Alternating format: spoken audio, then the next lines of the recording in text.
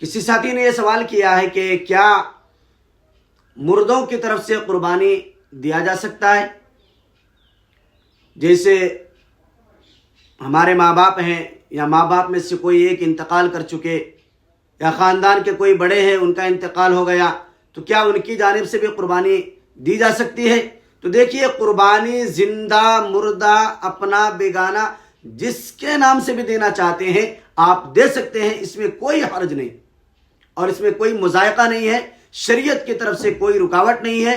یہاں تک کہ اگر کوئی جناب محمد رسول اللہ صلی اللہ علیہ وسلم کی ذات گرامی جن کے ہم پر بے شمار احسانات ہیں، ان کی جانب سے اگر دینا چاہتے ہیں تو آپ علیہ الصلوۃ والسلام کی طرف سے بھی قربانی آپ دے سکتے ہیں۔ اللہ کے رسول صلی اللہ علیہ وسلم اپنی حیات طیبہ میں اپنی امت کی جانب سے بھی قربانی دیے ہیں۔